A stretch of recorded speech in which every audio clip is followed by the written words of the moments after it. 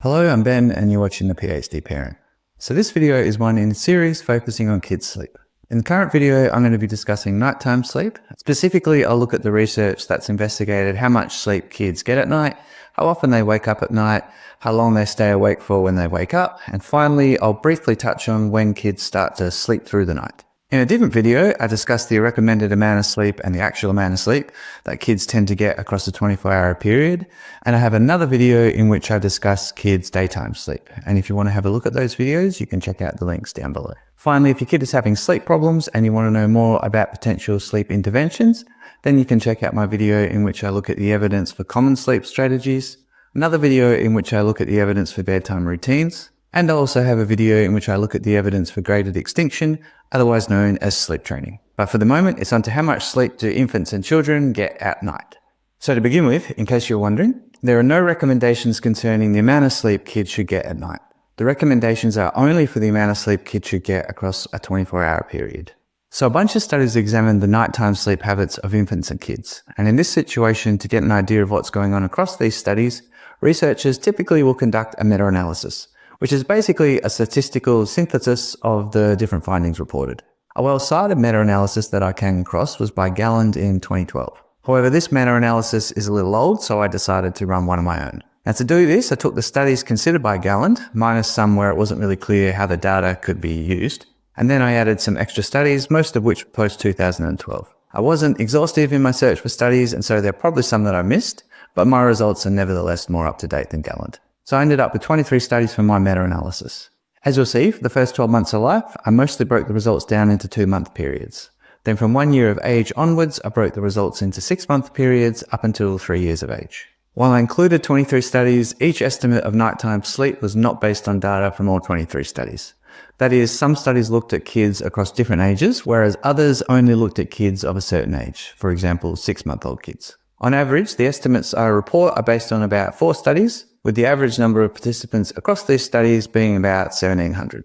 Now, a couple of things worth mentioning about these studies. First, almost all results are based upon parental reports of sleep. As mentioned in another video, such reports tend to be overestimates. That is, when you look at objective measures of sleep duration, or whatever other outcome you're interested in, the estimates tend to be shorter than parental reports. And this makes sense. For example, if you put your kid to bed, and particularly if they're in another room, you may not be aware of exactly when, or if they have, woken up. And so you're likely to think that they've slept longer than they actually have. Second, when do you reckon nighttime starts and ends? This is the sort of issue that you've got to deal with as a researcher.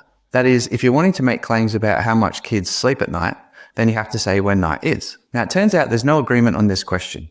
Some studies define nighttime as 7 p.m. to 8 a.m., others as 8 p.m. to 8 a.m., and others still as 10 p.m. to 5 a.m. Now, the problem with this is that you end up with variation across studies in terms of nighttime sleep that reflects differences in definition rather than genuine differences in the amount of sleep kids are getting. Anyway, that's one for the sleep researchers to work out. So here are the results of my meta-analysis. First, this is the average number of hours of sleep that kids get at night. The error bars reflect standard deviation. And these averages represent the amount of sleep at night that a typical kid gets. One issue with averages, though, is that they only provide a snapshot of what's going on with data. One way of getting a more complete picture is to use percentile ranks. Now, these ranks tell you the amount of sleep that you would need to get to be sleeping more than a specified percentage of kids. So I worked out the 10th, 25th, 50th, 75th, and 90th percentiles for nighttime sleep duration. And here they are.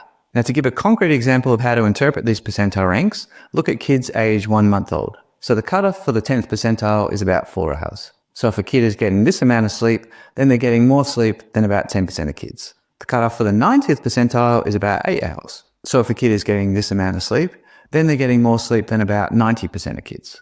And one thing to mention is that I calculated these percentiles using the standard deviation. This approach is only appropriate if nighttime sleep is normally distributed. Now, I don't have access to the underlying data for each study, but the data reported by Mindell suggests that it's reasonable to assume that nighttime sleep is normally distributed.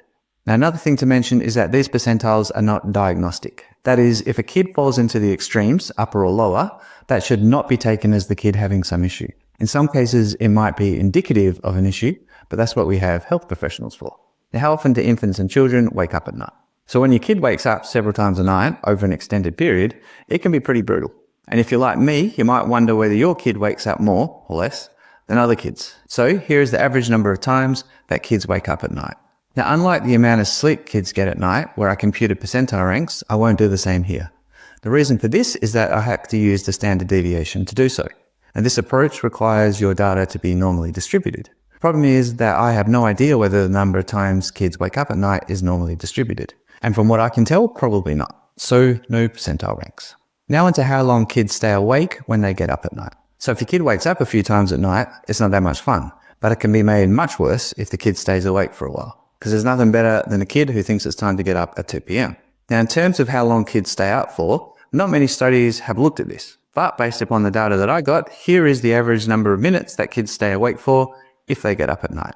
Again, for the same reason as before, I won't compute percentile ranks. So last but not least, sleeping through the night. So when you get to this stage, it's a relief. A bunch of studies have investigated the percentage of kids who sleep through the night at different ages. The big issue with these studies is that the percentage of kids who sleep through the night differs depending upon how sleeping through the night is defined. Two common definitions are sleeping at least 6 hours straight and sleeping at least 8 hours straight. Sometimes this sleep period has to be during a particular time at night, for example, between 9 p.m. to 9 a.m., and other times it can just be whenever. Now, to illustrate why differing definitions are a problem, Henderson used 3 different criterions for calculating the percentage of kids who slept through the night.